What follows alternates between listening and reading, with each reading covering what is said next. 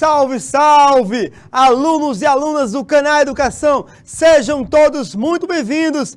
Professor Marciano de Brito, continuando a nossa aula sobre projeto de vida, diversidade cultural, pequenas, grandes diferenças. Abraço carinhoso para meus amigos. Olha só, gente, o famoso Will, José William Santos, o Ramon, Alencar Assênio, Helvis Souza de Bom Jesus do Piauí, José Emílios, Zé Pedro, gente linda, Ítalo Gabriel, Ramon, abraço carinhoso, Janiel também e muitos polos acompanhando essa aula, gente linda, maravilhosa. Nós estamos fazendo uma reflexão muito séria sobre as diferenças, sobre as minorias, sobre cultura, enfim, sobre a nossa identidade. A nossa identidade, ela é uma construção de toda essa discussão que estamos fazendo hoje. E agora vamos passar para um ponto importante, que é, vamos falar sobre uma minoria. Nós sabemos que minorias são grupos que estão em desvantagem.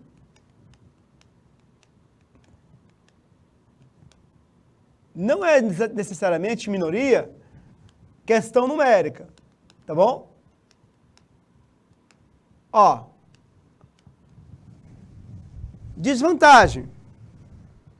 Grupos que são oprimidos, que são discriminados. Um desses grupos é o grupo LGBTQIA+. É um grupo que é discriminado no Brasil. Precisamos, antes de iniciarmos a nossa aula, esse tema da aula, fazer uma distinção entre sexo e entre gênero, tá bom? Uma distinção séria, tá certo? Porque pessoas, na hora de discutir, confundem sexo com gênero. Ah, ou é homem ou é mulher, em termos biológicos. Mas em termos de gêneros, nós temos diversas identidades. E o gênero é uma construção social. São as dinâmicas sociais que vão gerando identidades de gêneros diferentes que superam a questão biológica e anatômica do macho e da fêmea. Então, sexo, gente, são diferenças biológicas e anatômicas que o corpo humano apresenta. Essas diferenças, elas são claras. Há diferenças em relação a genitálias, a seios, aparelhos reprodutivos e outros.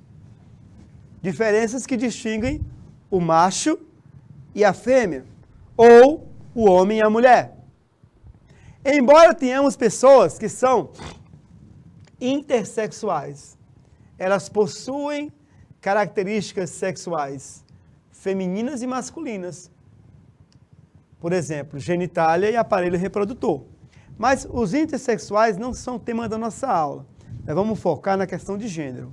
Gente, o gênero é uma construção social do quê? Do sexo biológico. O sexo biológico, gente, ele é o ponto de partida. Por exemplo, mulher. Ele é o ponto de partida. Mas eu posso, no decorrer da minha vida, da minha existência, eu posso, embora biologicamente ser mulher, me identificar com traços do gênero oposto. Ou vice-versa. Isso é gênero. Gênero tem a ver com a sua identidade. Como você se percebe dentro da sociedade com relação ao seu gênero. Identidade de gênero é a forma como a pessoa se entende como um indivíduo social. Da identidade de gênero, nós partimos para outros dois conceitos. O conceito de expressão de gênero e de sexualidade. A identidade de gênero tem a ver com a orientação sexual, que é o desejo de se relacionar afetivamente e ou sexualmente com outros gêneros.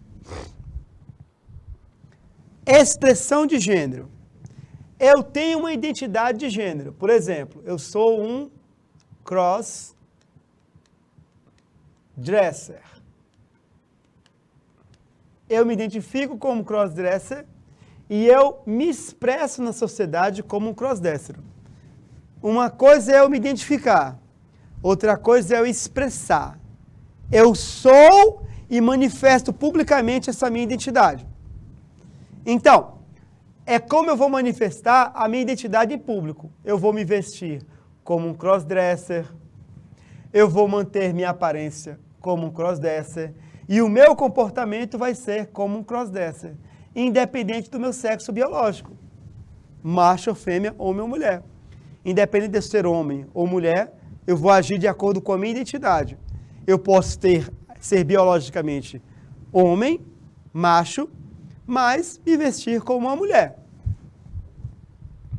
O meu comportamento vai ser independente do sexo biológico, tá bom? Então vamos lá. Ó. Algumas identidades de gênero, tá bom? Algumas que nós temos aqui é só um pequeno recorte.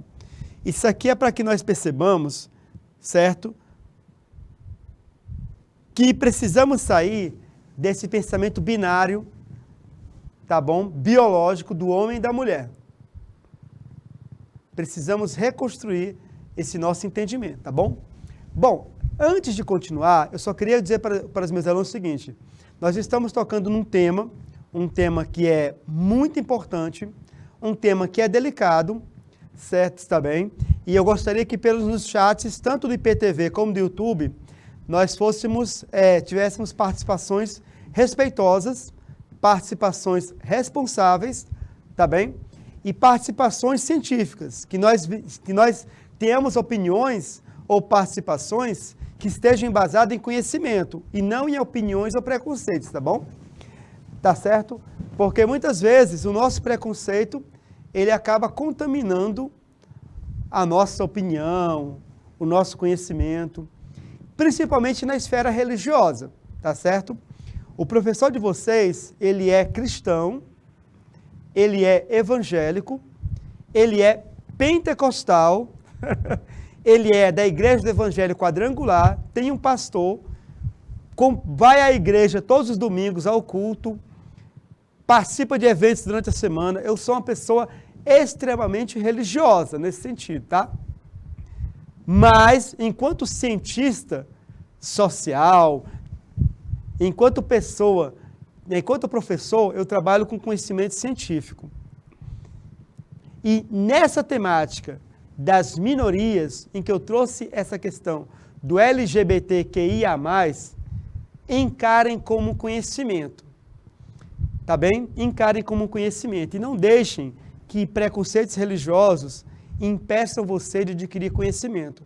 Porque depois que eu apresentar esses 14 gêneros, identidades de gênero, eu tenho certeza que você vai olhar para aquele seu colega que tem uma identidade, uma expressão de gênero diferente, e você vai olhar para ele com um olhar mais amoroso, com um olhar mais respeitoso, com um olhar mais solidário.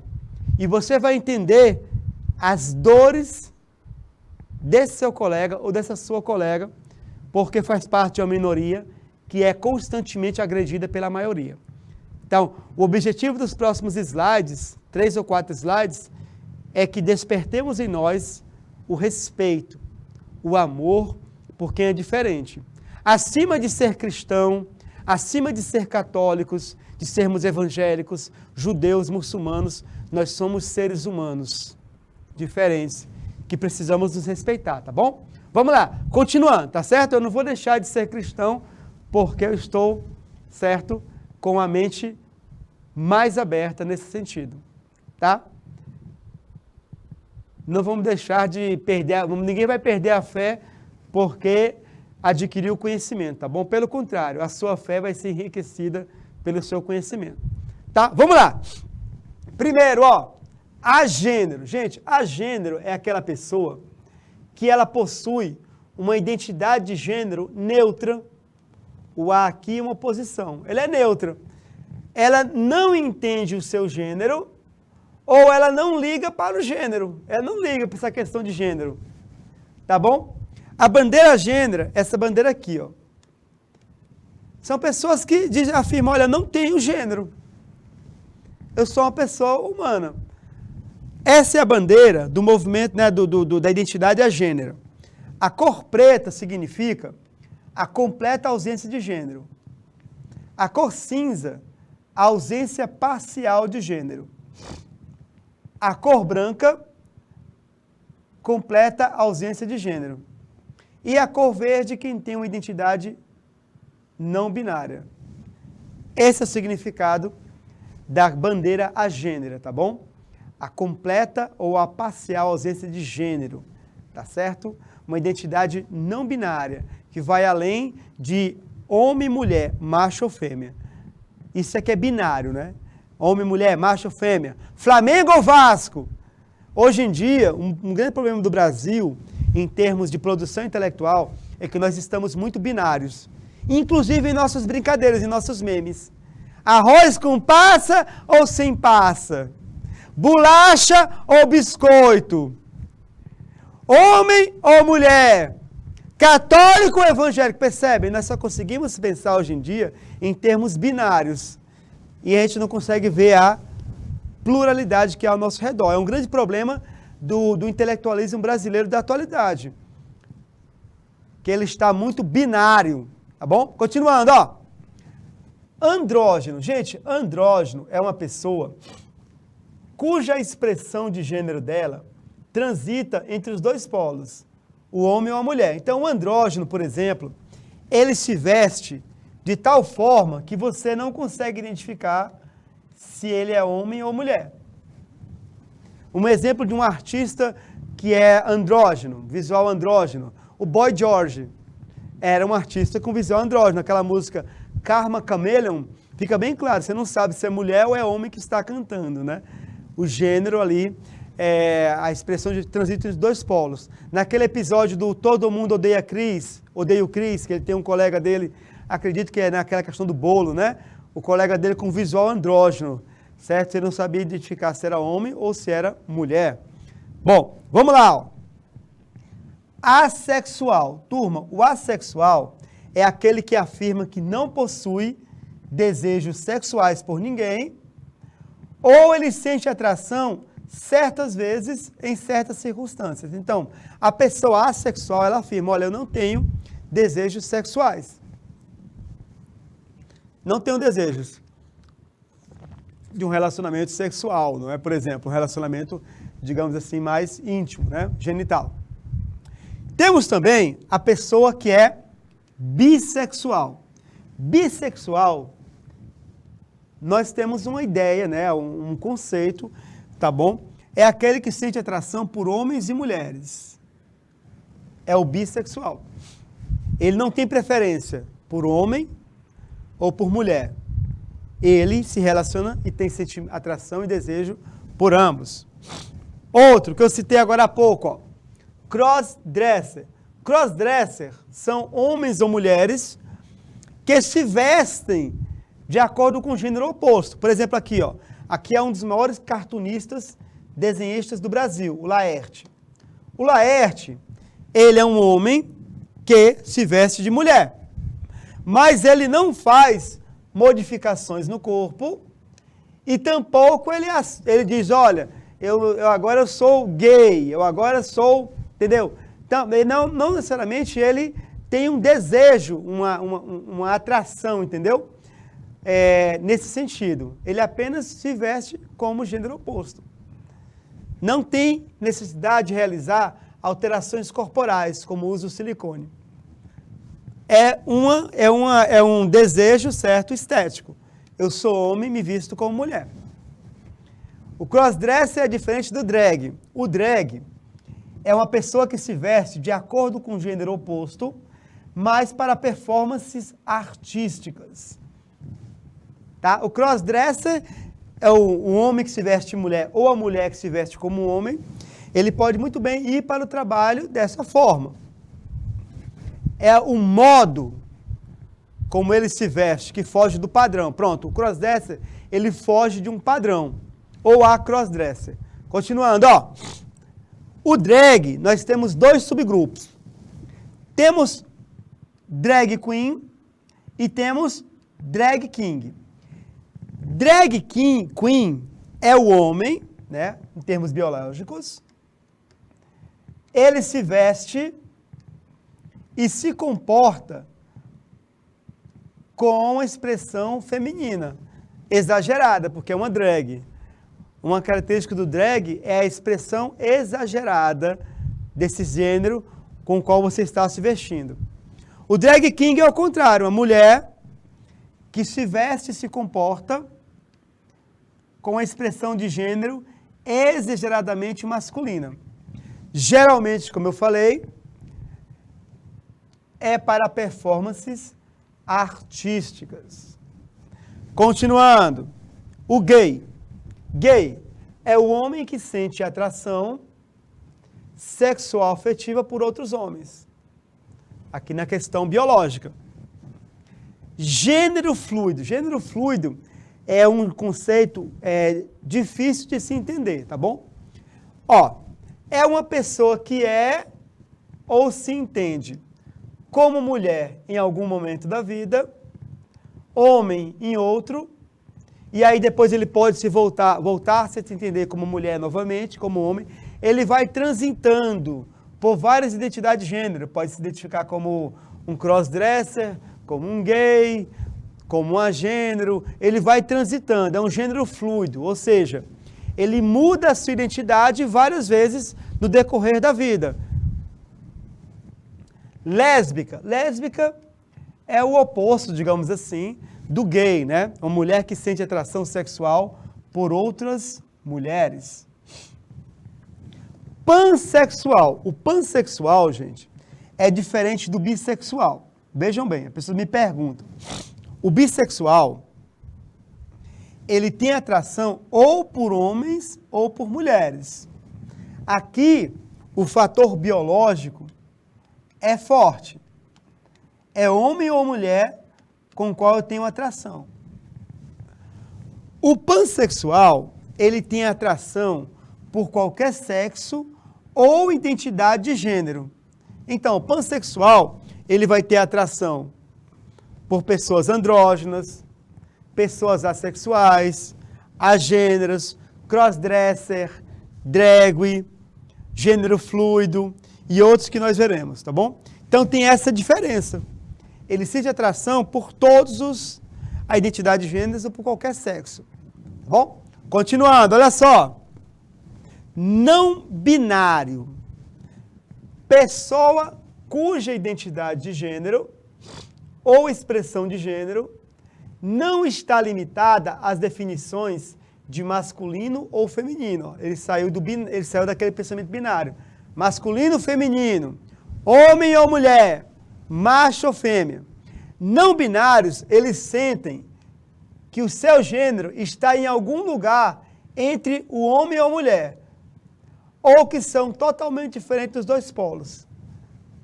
Ele sente que sua identidade está em algum lugar entre homem e mulher, tá bom?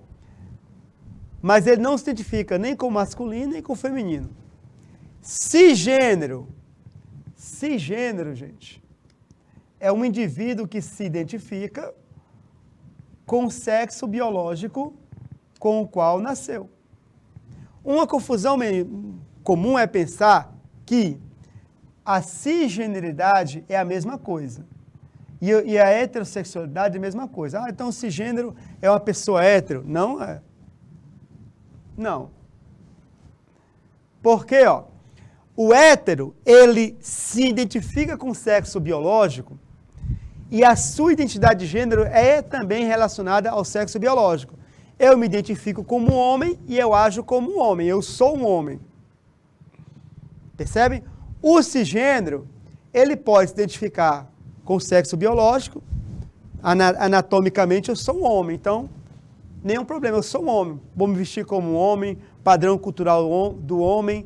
Mas o cisgênero, ele pode ser gay, ele pode ser bi, ele pode ser pan, assexual ou hétero. O fato dele se identificar com o sexo biológico que ele nasceu não interfere na sua identidade de gênero. Ele pode se vestir como um homem, como um padrão cultural do homem, e ser uma pessoa, né, orientação sexual gay ou bi, ou mesmo ser hétero, tá bom? Esse é o cisgênero, tá certo? Travesti. Travesti são pessoas que nasceram no gênero masculino, mas se entendem pertencentes ao gênero feminino. No entanto, não necessariamente eles reivindicam a identidade de mulher. Se veste, se entende como mulher, mas não reivindica a identidade, não é? Não se, assim, eu sou mulher, biologicamente não. Aí é questão de gênero. O transexual e o transgênero são pessoas que assumem uma identidade oposta ao gênero ao qual nasceram e por isso sentem-se pertencentes ao gênero oposto do nascimento. No caso transexual e transgênero, pode haver uma mudança fisiológica, uma adequação. Um caso famoso no Brasil nos anos 80, né? A modelo Roberta Close.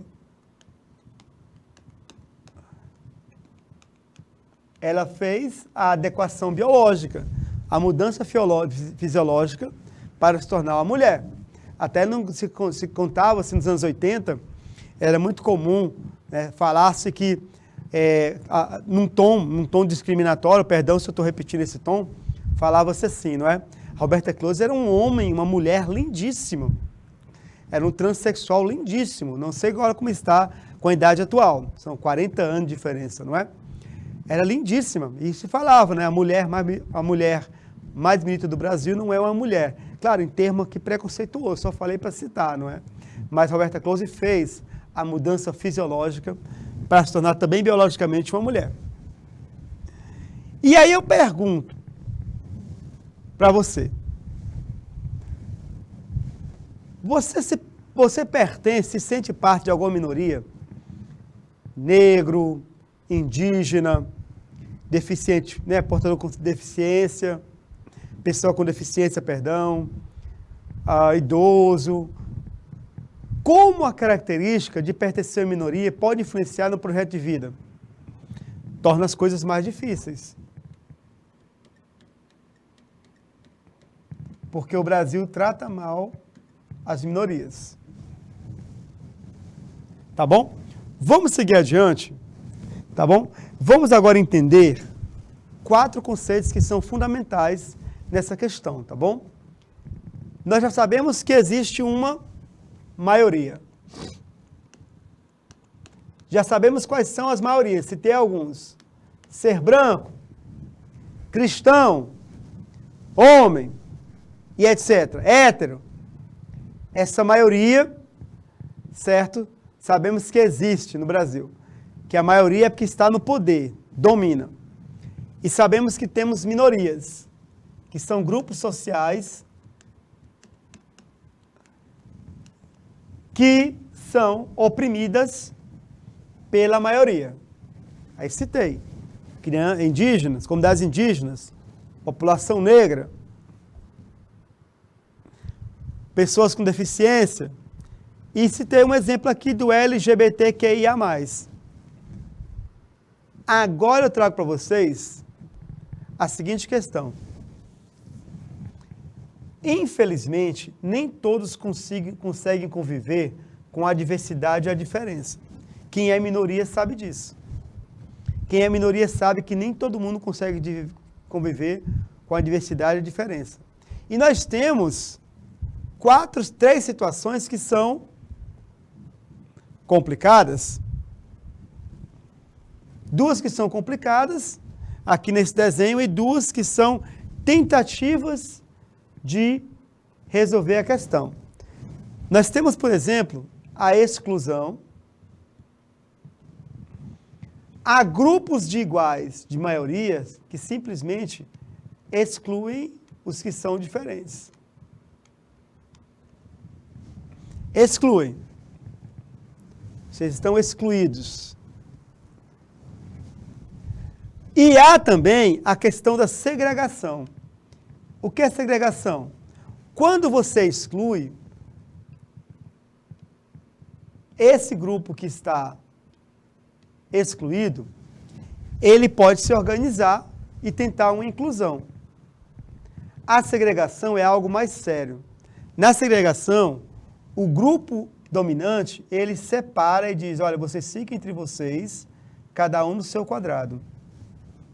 Exemplo de segregação, o apartheid na África do Sul.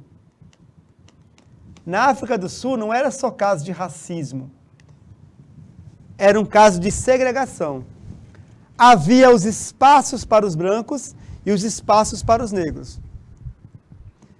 Havia empregos para brancos e empregos para negros. Não podia haver convívio. Segregação. Diante da exclusão e da segregação, há algumas tentativas para remediar esse problema. Muitos falam em integração, mas integração é quando você traz esse grupo para dentro, mas você continua aqui, ó. Vocês podem até frequentar o mesmo espaço que a gente, mas fica na de vocês, tá bom? Tá bom? A gente tolera, a integração ela tolera. A gente tolera, eu vou tolerar, né? Eu não gosto de homoafetivo, mas eu vou tolerar a presença deles. Essa é a integração, tolerar. Mas o ideal mesmo é a inclusão, incluir. Que nós possamos conviver no mundo, mesmo sendo diferentes. O desafio da humanidade é a inclusão. Porque a humanidade ela exclui e segrega. A maioria exclui e segrega as minorias. E precisamos ter isso em mente, porque é algo que influencia o nosso projeto de vida. Você pode ser segregado, por exemplo, ou excluído, por causa da região onde você nasceu. Ah, eu sou de Elesbão Veloso. Ih, Elesbão Veloso. Ih. É como, por exemplo, com Jesus. Jesus na Bíblia, quando ele começou a ficar popular, as pessoas perguntaram, de onde ele é? Aí, não, ele é de Nazaré. Isso é alguma coisa boa de Nazaré? Um preconceito, uma discriminação. E é por isso que vamos falar desses termos, ó. Discriminação, separação e segregação. Precisamos falar sobre isso agora, mesmo. Porque em nosso projeto de vida, nós vamos ter que perceber que eu posso ser uma minoria. E isso atrapalhar o meu projeto de vida. Porque eu preciso lutar por uma sociedade melhor. Lembram daquela aula? Todo projeto de vida, ele tem que ser baseado no princípio, como eu vou contribuir para uma sociedade melhor? Por isso que essa discussão agora. Como você vai contribuir no teu projeto de vida para uma sociedade melhor? Sendo uma pessoa, por exemplo, que sabe conviver com a diversidade, com a diferença. O mundo melhor. O mundo em que haja mais amor, paz, compreensão e menos ódio. Então vamos lá, ó, vem comigo. Turma, os preconceitos, eles se baseiam em generalizações. Generalizações que são superficiais e são depreciadoras do outro. Essas generalizações são chamadas de estereótipo. O que é estereótipo, professor? É uma generalização. Por exemplo, todo brasileiro gosta de futebol. Generalização, é um estereótipo. A maior parte dos brasileiros não gosta de futebol. As pesquisas indicam. Todo comunista é o diabo, o demônio. Generalização. Algumas das pessoas com sentimentos mais nobres que eu conheci eram comunistas.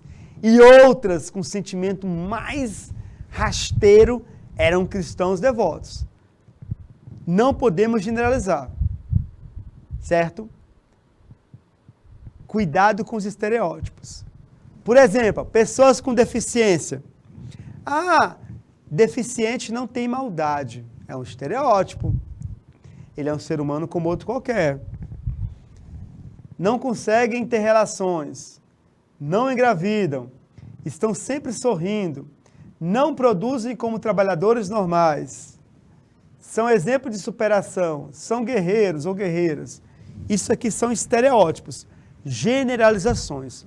As pessoas são diferentes. Inclusive os portadores com deficiência, eles são diferentes entre si. Você vai encontrar pessoas boas, pessoas más, pessoas que são exemplo positivo, que são negativo. E esses estereótipos valem para outros elementos. Percebem, então? Como eu falei com vocês, né? O estereótipo que eu citei agora há pouco. Todo comunista é do mal. Não, você vai encontrar comunistas, pessoas boas, que são bons familiares, que são bons pais, que educam em valores, em termos éticos. Você vai perceber que as pessoas são diferentes, independente, certo, dessas generalizações. Então, o que é discriminação? Discriminação é um tratamento diferenciado em relação ao outro, que leva à marginalização ou exclusão. Por exemplo, tratamento diferenciado em relação ao outro, que leva à exclusão, ou à marginalização, ou à exclusão. Uma mulher negra,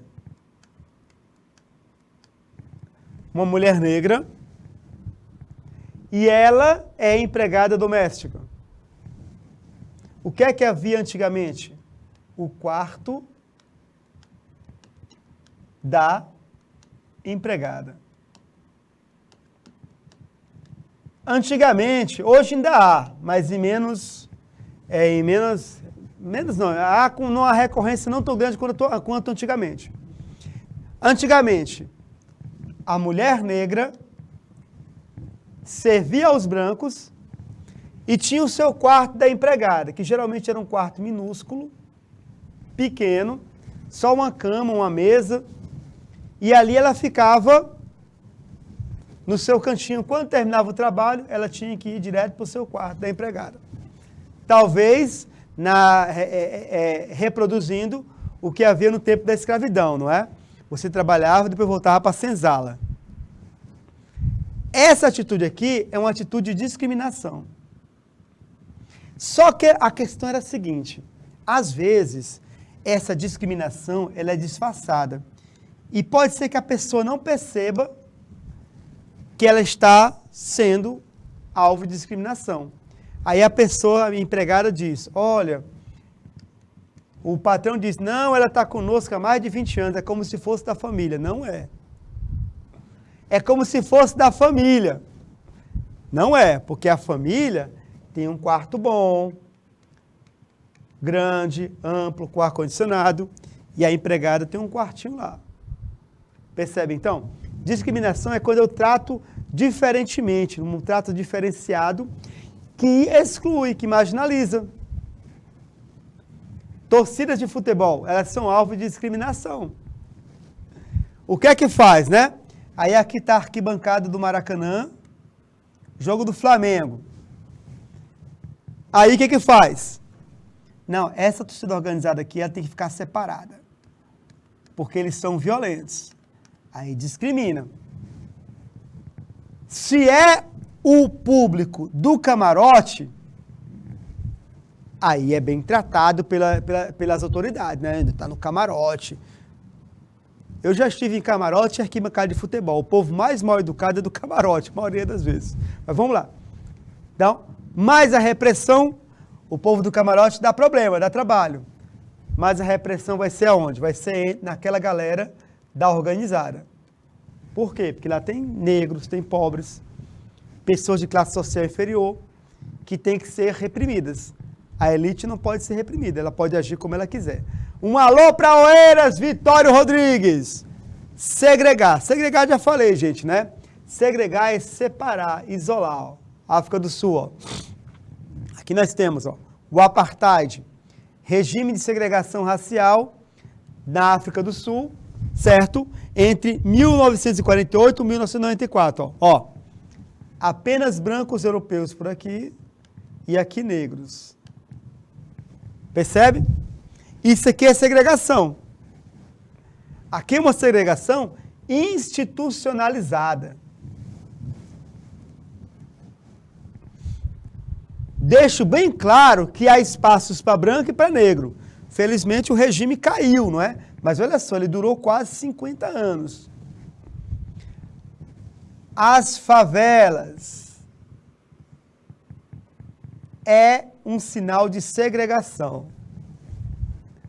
Exemplo de segregação. Dá uma olhada nas comunidades mais pobres da sua cidade. Dá uma olhada.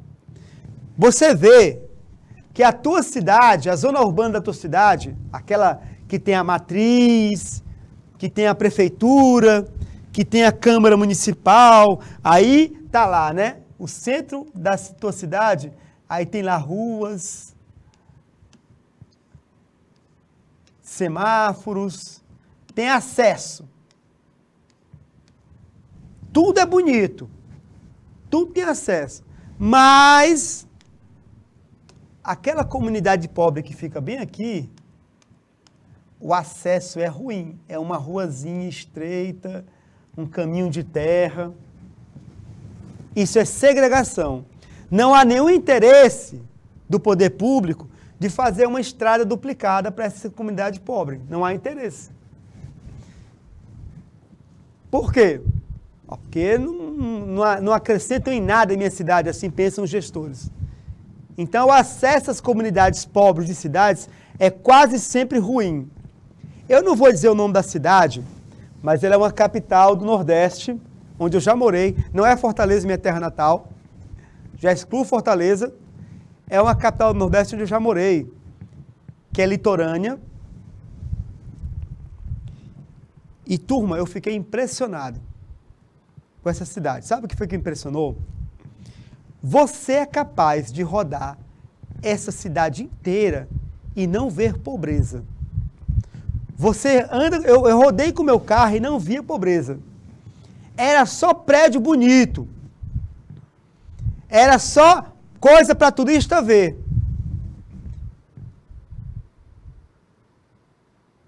Para eu conseguir ver uma favela nessa cidade, eu tinha que entrar num túnel. Dentro desse túnel, eu entrava, ou numa rua estreita, num acesso difícil. Aí, depois desse túnel, pum, aparecia na minha frente uma favela. A cidade, ela foi quase toda concebida para mostrar a riqueza e esconder a pobreza. Quem mora nessa cidade que está me vendo agora sabe que cidade é. Um polo turístico fantástico. Isso é segregação. Eu escondo o que me envergonha e mostro o que me orgulha. Muitas cidades turísticas no Brasil fazem isso. Venha para minha cidade. Aqui tem as melhores praias. Você só mostra o bom e esconde o que é ruim. Tá bom? Isso é segregação. E aí entramos no termo de raça e racismo. Gente, o racismo, ele consiste no preconceito e na discriminação com base na ideia que é equivocada de que há diferenças externas e corporais entre os seres humanos, que essas diferenças biológicas, elas representam também diferenças de qualidade. Né? A cor da pele vai dizer se a pessoa é melhor ou pior que a outra. A diferença externa, ela se torna um critério de qualidade. Então, o racismo, ele supõe que existam raças superiores e raças inferiores. Geralmente, as raças superiores, quem é? São daquelas onde estão os países mais ricos. Os países mais ricos do mundo têm uma raça, e essa raça eles colocam como padrão. E essa raça padrão, por ser superior, ela domina as demais raças. Isso é racismo, tá bom? O racismo, gente, ele é uma ideologia. O racismo é uma ideia. Uma ideologia, uma ideia. O que é ideologia? Gente, ideologia aqui é no conceito clássico, tá? Tá bom? Que ideologia é o conjunto de ideias, pensamentos, doutrinas ou visões de mundo que são produzidos pela classe dominante. Aqui é o conceito clássico de ideologia. A ideologia é o modo de ver o mundo da classe dominante. Isso aqui que é ideologia. Então, o que vai acontecer, querido aluno? O que vai acontecer, querida aluna? Que nós vemos o mundo a partir dos olhos da classe dominante. Lembra que eu falei agora há pouco, indústria cultural? Você escuta, consome os filmes que a classe dominante quer que você consuma. Você escuta as músicas, prefere os artistas que a classe dominante indica que você deve consumir. E também as visões de mundo que você tem são as visões da classe dominante. Só que o que está acontecendo no Brasil hoje, no mundo, é que a classe dominante produz ideologia e quando alguém contesta a ideologia da classe dominante, aí a classe dominante fala assim, ó, não a ideologia, aí fala, não a ideologia de gênero, não a ideologia política, escola sem partido. Por quê? Por que ela fala não a ideologia? Porque só ela pode produzir ideologia, só ela. Então a escola tem que ser um espaço de reprodução da sociedade. Se um professor ensina o aluno a pensar de modo crítico, escola sem partido, ideologia política aqui não. Mas o livro de história que o aluno consome está repleto da ideologia da classe dominante. Igreja e política não se misturam. Aqui está o meu candidato do partido tal, representando a paróquia, a comunidade, por quê? Porque o candidato é da classe dominante, é da ideologia. Igreja e futebol não se misturam, igreja e política não se misturam quando a pessoa tem uma visão política de esquerda. Se ela tem de direita, aqui está o candidato da nossa comunidade, o candidato da nossa igreja, terrivelmente evangélico, terrivelmente católico. Aquele padre é comunista porque ele dá comida para os pobres. Percebem a diferença? Futebol e ideologia. O jogador tem que jogar bola e não pode ter opinião política. Casagrande, um grande comentarista, perseguido por causa das suas opiniões políticas. Mas igreja, futebol e política não se misturam. Vote em mim, que eu fui o presidente do Flamengo, né, ou do Fluminense, eu fui o melhor presidente da história do Flamengo, e na Assembleia Legislativa eu vou defender os interesses do Flamengo. Futebol e política se misturam quando é conveniente. Quando não é, separa. Isso tudo é ideologia que nós consumimos. A ideologia que vai dizer o que você deve sentir, como você deve sentir, o que fazer e como você deve fazer. E o racismo é uma ideologia. O Brasil não quer a ascensão de uma classe média negra. A elite brasileira, a classe dominante não quer a ascensão de uma classe média negra. Nunca quis. E não vai ser agora que ela vai querer. Não quer. Quando o Brasil aboliu a escravidão no século XIX, o que foi que o Brasil fez para manter as lavouras funcionando? Italianos, venham para cá. Portugueses, alemães, queremos alemães, italianos aqui. O Brasil é a terra da oportunidade. Vamos lá, tem plantação para cá, para cá, para cá, para cá. E a população negra? Saiam de perto da gente, vão lá para o morro, se virem. O Brasil não integrou a população negra. Não integrou a população negra no seu dia a dia. Não integrou. E por não ter integrado, não permitiu a ascensão de uma classe média negra. É por isso que, por exemplo, hoje temos ações afirmativas, ou seja, políticas públicas, para diminuir esse impacto do branco brasileiro na população negra? As cotas. As cotas, elas são ações afirmativas. O que é isso? Nós vamos diminuir um pouco essa injustiça social com os negros, com a população negra. Vamos diminuir.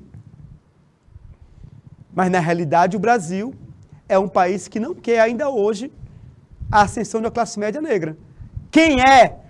Quem são as pessoas que mais chiam contra a cota racial na universidade? Quem são? Olha só, quem são? Fiquem atentos, tá bom? Ainda hoje o Brasil é um país que não quer essa formação de uma classe média negra alta. Alguns conseguem vencer, digamos assim, não é? Alguns conseguem furar a bolha, mas a maior parte da população negra continua na mesma estaca de 1888, segregada, sem chance de ascensão, tá bom? Toda teoria, doutrina e ideologia nesse sentido, elas causam discriminações, preconceitos e desigualdades econômicas também. Toda doutrina e ideologia, ela é censurável, falsas e injustas. E gera desigualdade, gera injustiça, tá bom? Vou pular esse conceito de etnia, vamos falar na luta pelo reconhecimento, porque eu só tenho 15 minutos. Nossa, a aula está acabando, gente. Bom, já falei, não é, gente?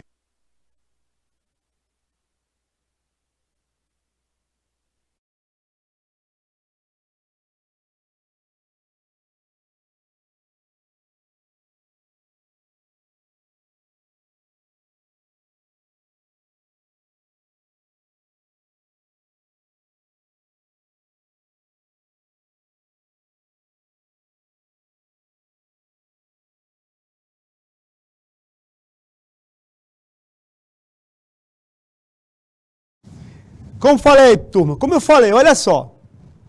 A ação afirmativa, elas são destinadas à correção. Corrigir desigualdades sociais, como eu falei com vocês.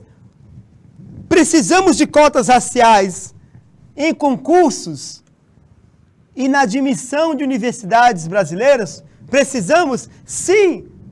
Por quê? Para corrigir uma desigualdade social. Cotas sim, cotas agora, cotas enquanto forem necessárias. Precisamos abrir espaço para o surgimento de uma classe média negra no Brasil. E esse espaço não está aberto. São poucos os que vencem. Essas políticas públicas são de combate à discriminação, raciais, religiosas, de gênero ou de casta, tá bom? Tá?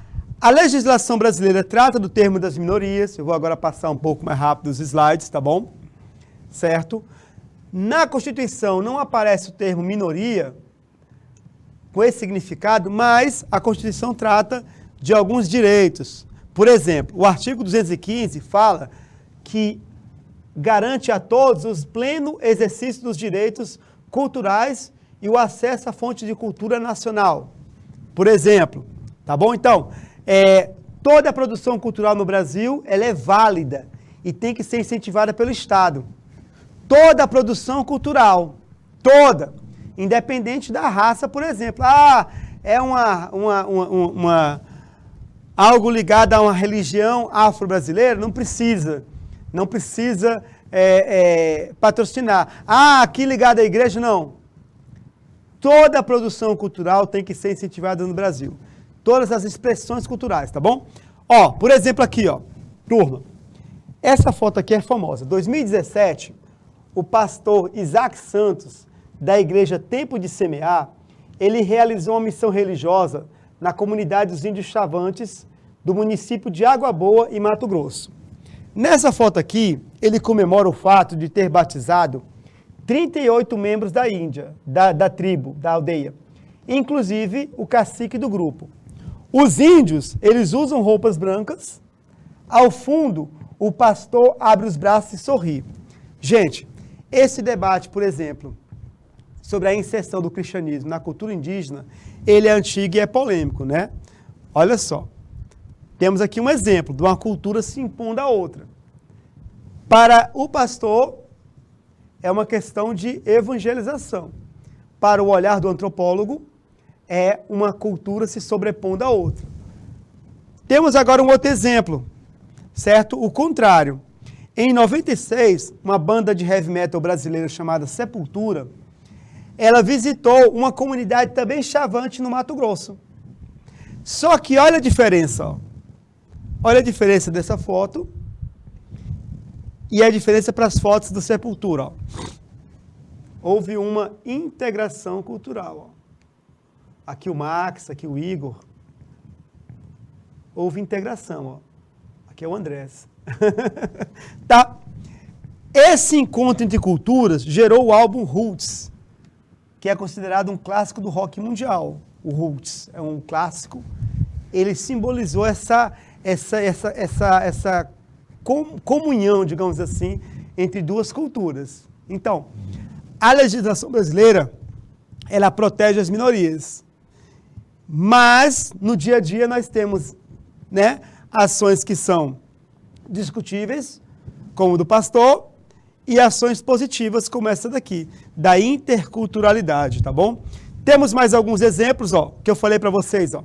A lei 28.8956, essa é a lei do genocídio.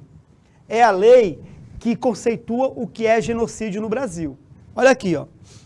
Quem, com a intenção de destruir, no todo ou em parte, grupo nacional, étnico, racial ou religioso, é um genocida. Isso é lei.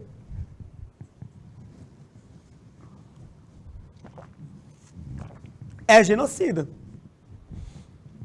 Você pode matar membro do grupo, lesão grave à integridade física ou mental dos membros do grupo, ó. Integridade mental, ó. Submeter intencionalmente, ó. Vou até marcar diferente, ó. Submeter intencionalmente o grupo, povos indígenas no Brasil, por exemplo, ó, são alvo de genocídio oficial do Brasil. A condições de existência capazes de ocasionar-lhes a destruição física total ou parcial. Entenderam agora o que é genocídio? E o Brasil é um país que prevê a lei, né, em lei, o que é genocídio e quais são as punições para quem pratica o genocídio. Tá bom? Continuando, ó. Lei do racismo também no Brasil. O Brasil define o que é lei, né, o que é racismo. Por exemplo, é racismo no Brasil não contratar alguém por ser negro. Olha aqui, esse desenho aqui, essa figura, ó. Sinto muito, mas você não está qualificada para o cargo. Olha aqui a avaliação dela, ó. 100. No meu tempo de jovem, o Brasil usava um termo que para alguns era simples, mas que era uma expressão racista, e esse termo era colocado nos classificados de jornais. O termo era esse, ó. Nós queremos pessoas com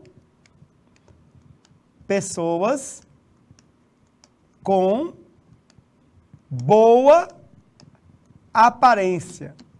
Era um termo que aparecia muito em classificados de emprego no Brasil, nos anos 80, 90. O que eram as pessoas com boa aparência? Nós queremos brancos. Como ele não tinha coragem de colocar queria branco, colocava pessoa com boa aparência. Brasil é isso. Deixar de atender um cliente porque é negro. Crime. Impedir o acesso a transportes. Turma, não se esqueçam.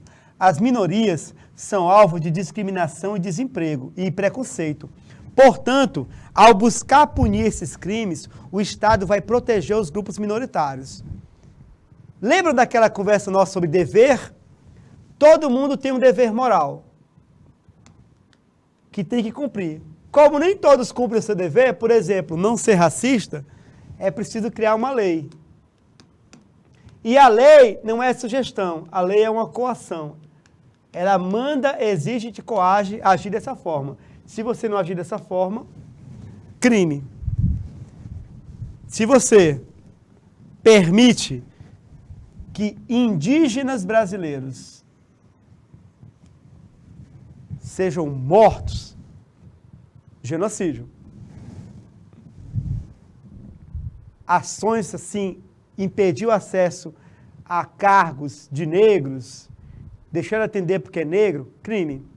Ah, mas eu não sabia que era crime. Nenhum juiz vai aceitar o argumento de que você não conhecia a lei. A lei no Brasil parte da suposição de que todo mundo deve conhecer as leis. Mesmo que você não conheça, mas você deve conhecer as leis. Então, eu não sabia que isso aqui é genocídio. Problema o seu. Mas é crime e você vai ter que pagar por isso. Essa história de não sabia não cola, tá bom? Eu não sabia que se eu não atender um cliente negro é crime. Problema o seu. Eu não sabia que eu não sabia que dizer que vou apoiar um golpe é crime. Problema o seu, é crime. Uma lei de 1953, que todo aquele que atentar contra a Constituição ou a forma de governo brasileiro está cometendo um crime. Problema o seu, você cometeu um crime. Essa história de que não sei, eu pensava que é liberdade de expressão. Você pensava, infelizmente, que é liberdade de expressão, mas não era crime. Tá bom? Lamento, é crime. Tá? Vamos lá, gente. Temos outras políticas públicas, outras ações afirmativas que vocês veem em casa. Muita coisa interessante, ó. As ações para reconhecimento da união entre casais homoafetivos. Mas o mais importante, gente, é que eu tenho uma porção grande de coisas grandes para conquistar e eu não posso ficar aqui parado. O que isso quer dizer? Quer dizer que, mesmo com o avanço das políticas públicas, das ações afirmativas, precisamos continuar, certo, dando importância ao movimento negro brasileiro. Precisamos apoiar o movimento feminista, certo? Olha só, movimento feminista, tá bom? Precisamos apoiar esse movimento. Precisamos fazer com que as mulheres tenham seus direitos reconhecidos e que elas possam ter o direito de protestar. O movimento feminista hoje, ele utiliza a visibilidade como estratégia e o corpo como forma de protesto. A feminista, ela abre a camisa e mostra o seio. Isso é reivindicar, é lutar, sim. Numa sociedade machista que valoriza a nudez feminina, a pornografia, a feminista, ela abre a camisa, mostra o seio, que o cidadão de bem gosta de ver às escondidas, naqueles sites eróticos. Ela mostra o seio e coloca aqui, eu tenho fome. Você quer ver meus seios? Veja meus seios e veja a mensagem que eu trago aqui para você. O corpo como instrumento político. O movimento feminista está de parabéns por essa estratégia fantástica para revelar a hipocrisia da sociedade de costumes brasileira e mundial. Tá bom? Nossas referências, tá certo? Um abraço carinhoso aqui, nossa revisão. Tudo que vimos na aula de hoje, abraço para o famoso Will, Zé William, olha só, o Ramon, o Alencar, Helvi, o Ítalo, Vitório, turma linda de vários polos, aqui nossa revisão. Tudo que vimos hoje, falamos sobre cultura, multiculturalismo, interculturalidade, minorias sociais, exemplos de minoria, o que é preconceito, discriminação, segregação, racismo, o que são ações afirmativas, e eu espero que tenham apreciado a nossa aula. Hoje nós encerramos essa série de aulas sobre esses assuntos relacionados à cultura e diversidade, e na próxima aula, um tema bem prático, a importância da vida escolar para o projeto de vida. Temas como, o que eu devo fazer? Trabalhar ou estudar? Quais são as profissões que estão em evidência?